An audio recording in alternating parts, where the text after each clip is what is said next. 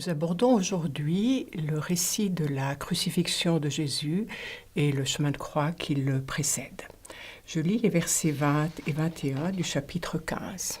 « Et ils le menèrent dehors pour pouvoir le crucifier, et ils contraignent un certain passant, Simon le Cyrénéen, revenant des champs, père d'Alexandre et de Rufus, à porter sa croix. » Vous sentez que cette scène de transition est extrêmement brève par rapport à ce que nous connaissons dans les chemins de croix traditionnels, où il est question des 3 chutes de Jésus, aucune mention de ces chutes dans les évangiles, où il est question de la rencontre de Jésus avec Véronique, une scène évidemment créée de toutes pièces, et même de la rencontre de Jésus avec sa mère. Ici, Jésus est donc conduit à partir du palais où il a été jugé, flagellé, bafoué, au lieu d'exécution, dont on apprend qu'il est hors de la ville, ce qui est conforme avec les coutumes aussi bien juives que romaines. Le but, c'est évidemment de le crucifier, c'est la 8e fois, le verbe reviendra 8 fois dans ce passage, il en est le maître mot, et ce sont les soldats romains qui dirigent les opérations. Le port de la croix, nous avons l'habitude avec l'iconographie de voir Jésus porter la croix entière. En fait, on ne portait que la partie transversale, le patibulum, la partie verticale restant fichée en terre. Et vous avez remarqué, Marc ne nous dit pas que c'est Jésus qui porte sa croix, comme c'est le cas par exemple dans l'évangile selon saint Jean. Probablement est-il épuisé par la flagellation et doit arriver au lieu de la crucifixion. Aussi, les soldats réquisitionnent Simon de Cyrène, dont Marc nous mentionne même le nom des fils, des noms gréco-romains, Alexandre et Rufus, et il est réquisitionné pour prendre sa croix. La légende veut que Simon de Cyrène soit devenu par la suite disciple de Jésus, pourquoi pas. Il semble qu'il soit connu dans la communauté pour laquelle écrit Marc, puisqu'il mentionne même ses fils qui peut-être vivent encore à cette époque. Dans les versets 22 à 27, nous allons avoir une suite de petites notations autour de la crucifixion de Jésus. Je lis. « Et ils l'emmenèrent au lieu dit Golgotha, ce qui veut dire lieu du crâne. Et il lui donnait du vin avec de la myrrhe, mais il ne la prit pas. Et il le crucifie. Et il partage ses vêtements, tirant au sort qui prendrait quoi. C'était la 3e heure, et ils le crucifièrent. Et il y avait une inscription de la charge contre lui, libellé, le roi des Juifs. Et avec lui, il crucifie 2 bandits, l'un à sa droite, l'autre à sa gauche. Vous remarquez un style extrêmement dépouillé, sans que l'émotion soit exprimée, alors qu'il s'agit quand même, nous allons aller vers l'évocation de la crucifixion elle-même. Première notation, le nom du lieu, Golgotha, le terme sémitique, d'où la traduction que fournit Marc, lieu du crâne, probablement un tertre à forme arrondie. Les recherches archéologiques déjà remontant au IIe et IVe siècle attestent que ce lieu est proche de l'actuel Saint-Sépulcre. Deuxième notation, l'offre du vin doux, un vin aromatisé de myrrhe par les soldats, comme une boisson calmante, une sorte de narcotique. Cela relevait normalement plutôt des coutumes juives. Jésus refuse ce sédatif, si je puis dire, probablement dans son désir de rester conscient jusqu'au bout du don qu'il est en train de faire de sa vie. En 24a, la crucifixion, formulée de la manière la plus brève possible, un verbe. Il crucifie. Pas un mot sur la forme de la croix. Il pouvait s'agir d'un poteau ou d'un pieu auquel les condamnés étaient soit attachés, soit empalés, ce qui entraînait une mort rapide, ou pendus, cloués, liés par des cordes. Et dans ces cas, la mort était beaucoup plus lente parce que les organes vitaux n'étaient pas atteints. C'est du reste une des volontés de ceux qui ordonnent de crucifier, c'est que la mort soit lente. Aucune mention, vous remarquez, dans aucun des 4 évangiles, sur la barbarie de la crucifixion, alors qu'on aurait pu s'adonner, vous voyez, à une description de tous les gestes sordides, etc.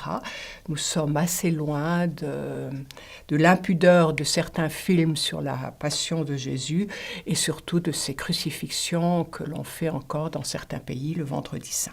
On a retrouvé des squelettes de crucifiés qui nous permet de voir un peu mieux comment on crucifiait, probablement ne clouait-on pas dans les mains mais dans les poignets, et non pas dans les pieds mais dans les chevilles. Et nous savons par les récits d'apparition que Jésus a été cloué.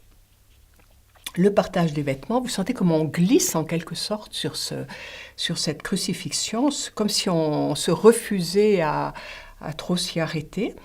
Normalement, les condamnés étaient conduits nus au lieu de l'exécution. Est-ce un privilège accordé aux Juifs ou à Jésus d'y aller avec ses vêtements? Et le crucifié était crucifié nu. Vous voyez, c'était tellement quelqu'un de méprisé, d'infâme, qu'on lui refusait ce dernier geste de dignité qui consistait à porter un vêtement. Peut-être qu'en terre juive, on avait obtenu de laisser un pagne autour de la taille du crucifié. C'est impossible de trancher, mais il n'est pas impossible que Jésus ait été vraiment crucifié nu, vivant là le dépouillement ultime de son être. Les soldats, probablement en guise de solde pour ce travail assez sordide, semblent avoir droit aux vêtements du condamné. Et ici, la situation du partage des vêtements est évoquée à l'aide du psaume 22, verset 19. « Ils ont partagé entre eux mes habits, et pour mon vêtement, ils ont tiré au sort. » Verset 25, une mention après des notions géographiques, hors de la ville, le Golgotha. Nous avons maintenant des mentions chronologiques. Marc dit que c'est 9 heures, la 3e heure romaine. Et après l'inscription de la croix dans l'espace, on l'inscrit maintenant dans le temps. Et nous ne sommes pas dans le mythe, nous sommes vraiment dans quelque chose de repérable. Au-dessus de la croix, mais Marc ne dit pas à quel endroit, l'inscription, c'est du motif de la condamnation, qui était, semble-t-il, fréquente mais pas obligatoire. Peut-être, elle voulait indiquer évidemment l'acte reproché au crucifié, mais peut-être aussi décourager ceux qui passaient par là d'aller vers ces actes qui pourraient aboutir aussi à ce châtiment. L'écriteau, rédigé probablement par les soldats chez Marc, et le contenu global est le même dans les 4 évangiles, roi des Juifs. On reprend, vous voyez, la soi-disant prétention politique de Jésus de régner, mais il y a des différences. Et ce titre de roi des Juifs va être pris dans les sarcasmes au crucifié que nous allons lire. À gauche et à droite de Jésus, verset 27, 2 malfaiteurs, et cela aussi est mentionné dans les 4 évangiles, ce qui souligne vraiment à quel point Jésus a été mis au rang des hommes indignes et que le passant évidemment assimile le crucifié du milieu aux brigands qui l'entourent. Cela nous conduit à la scène des invectives au crucifié. Vous vous rappelez, nous avions des outrages à Jésus après la comparution devant le Sanhédrin, des outrages à Jésus après sa comparution devant Pilate. Et maintenant, nous allons avoir une 3e scène d'outrages verbaux, mais qui, à mon avis, atteignent le sommet de l'horreur. Je lis les versets 29 à 32. « Et ceux qui passaient l'injuriaient, hochant la tête en disant « Eh !» Toi qui détruis le sanctuaire et le bâtis en 3 jours, sauve-toi toi-même en descendant de la croix. » De même, les grands prêtres, se moquant entre eux avec les scribes, disaient « Il en a sauvé d'autres, il ne peut pas se sauver lui-même. » Que le Messie, le roi d'Israël, descende donc de la croix pour que nous puissions voir et croire. Même ceux qui avaient été crucifiés avec lui l'insultaient. C'est une scène très construite. Nous avons 3 groupes qui insultent Jésus, 3 groupes au pied de la croix ou en croix. Les passants, les représentants du Sanhédrin, donc ceux de ce tribunal juif, les grands prêtres et les scribes, et même les co-crucifiés. Il n'y a que du mépris, que du sarcasme, des sarcasmes, de l'ironie dans cette scène. Elle est absolument dramatique parce que j'allais dire, à l'heure où quelqu'un est en train d'aller vers la mort, et quelle mort, la moindre humanité consisterait au moins à le laisser mourir sans aggraver sa situation par ce persiflage insupportable. Mais on sait bien qu'on se précipitait pour voir tomber les têtes guillotinées et qu'on va encore assister à des scènes de chaises électriques. Donc là, l'histoire continue. Étonnamment, alors que cette scène est du côté du sordide, elle est en même temps la révélation qui arrive à son sommet. En particulier, il va y être question du salut et nous allons apprendre à travers ces insultes comment en fait est en train de s'opérer le salut. Il faut reconnaître que c'est difficile de reconnaître que l'homme dont nous sommes est capable d'une telle cruauté et d'un manque de discrétion à l'égard de ceux qui sont en train de mourir. L'atmosphère de ces invectives s'inspire profondément de l'Ancien Testament. Je pense par exemple à un texte du dernier livre de l'Ancien Testament, le livre de la sagesse, où il y a cette ironie à l'égard de celui que condamné. Je lis Sagesse 2, les versets 18 à 20. « Car si le juste est fils de Dieu, il l'assistera, sous-entendu Dieu bien sûr, et il le délivrera des mains de ses adversaires. Éprouvons-le par l'outrage et la torture, afin de connaître sa sérénité et de mettre à l'épreuve sa résignation. Condamnons-le à une mort honteuse, puisque d'après ses dires, il sera visité. » Premier groupe donc qui apostrophe Jésus, les passants, les badauds qui blasphèment, ils injuriaient un imparfait pour indiquer de nouveau qu'ils s'adressent à Jésus d'une manière durable. Le contenu de leurs injures est de mépris. Ils hochent la tête en signe de dérision, comme le faisaient les méchants vis-à-vis du serviteur souffrant déjà en Isaïe. Ou comme le dit le psaume 22, vous remarquez que ce psaume revient constamment, c'est le psaume le plus cité dans les récits de la Passion. Je lis le verset 8. « Tous ceux qui m'observaient se moquaient de moi. Ils parlaient des lèvres, ils ricanaient, ils hochaient la tête. » Donc vous sentez la même ambiance. Ces passants, ces badauds répètent au fond ce qu'ils ont entendu de Jésus. Et ici, ils reprennent le thème de la comparution de Jésus devant le grand prêtre, où Jésus avait été accusé de vouloir détruire et reconstruire le sanctuaire. Ici, ils utilisent le style direct. Ils s'adressent directement à Jésus. « Toi qui ?» Autrement dit, toi qui prétends avoir le pouvoir et l'autorité, bien, utilise-les en ta faveur. Sauve-toi toi-même, au sens de délivre-toi toi-même en descendant de la croix. Vous percevez que si Jésus obéissait à ses impulsions, à ses réclamations, il serait profondément infidèle à sa vocation et à sa prédication, parce qu'il choisirait les moyens tapageurs qui s'imposent. Ça fait penser à une scène qui inaugure le ministère de Jésus lors de ses tentations.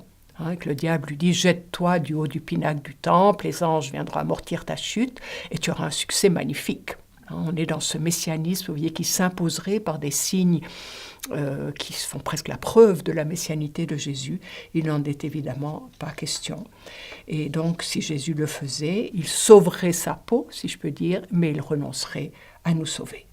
Puisque c'est par son oui que Jésus est en train de neutraliser en quelque sorte le nom des hommes. Il faut reconnaître qu'il y a en nous quelque chose qui aimerait bien que Jésus soit descendu de la croix. Imaginez le catéchisme avec cette scène sensationnelle à raconter. Les ennemis seraient écrasés, la manifestation de la puissance de Dieu telle que nous la rêvons serait manifestée. Or, c'est précisément dans cette apparente impuissance, qui est la seule puissance de l'amour, que Jésus est Messie et que Jésus est en train de libérer l'humanité.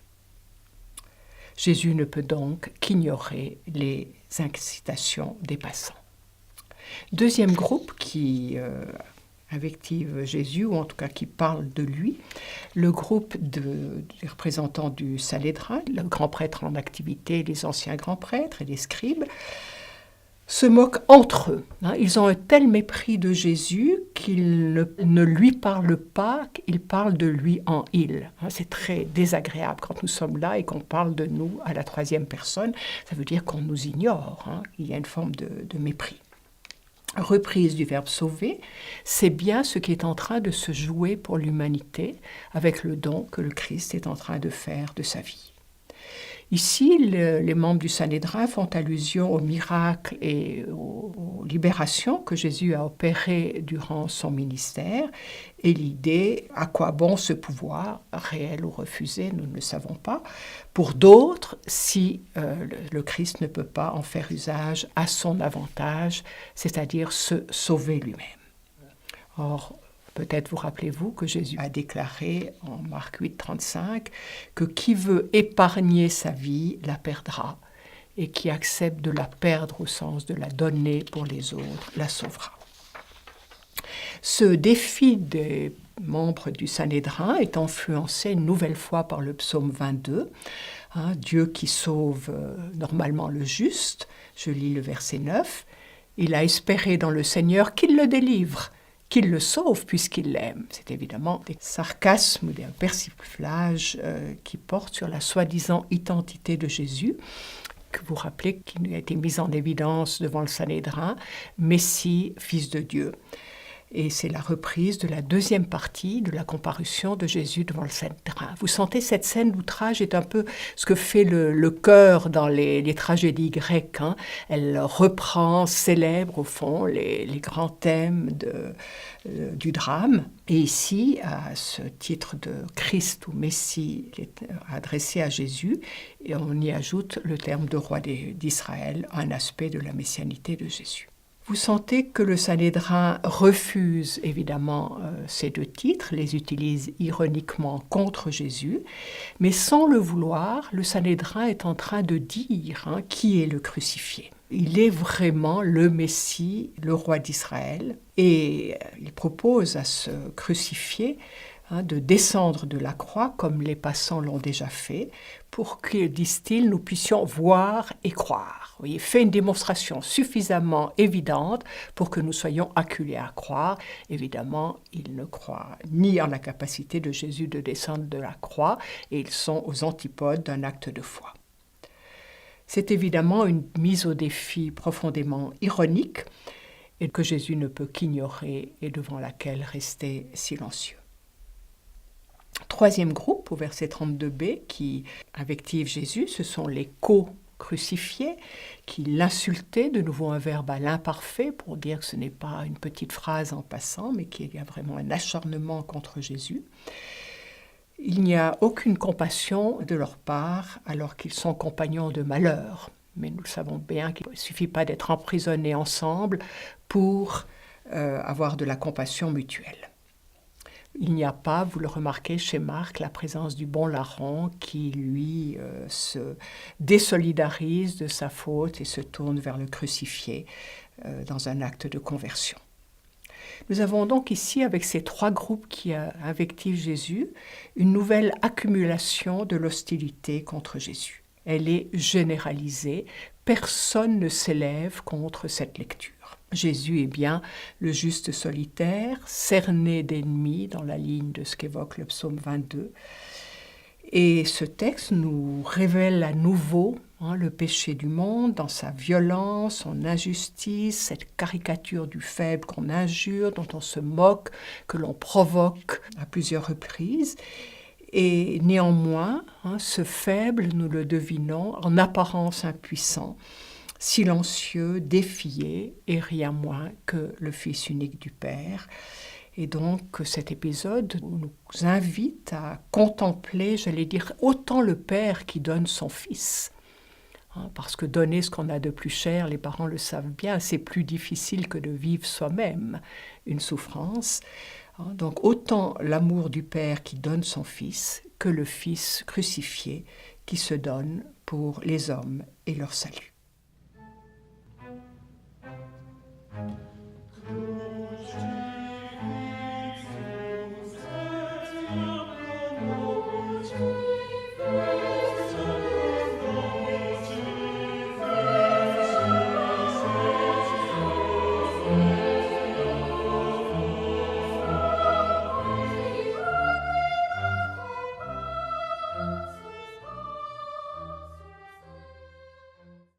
Pour la prochaine fois, je vous propose de lire au chapitre 15 de Marc, les versets 33 à 47, l'épisode de la mort de Jésus et de son ensevelissement.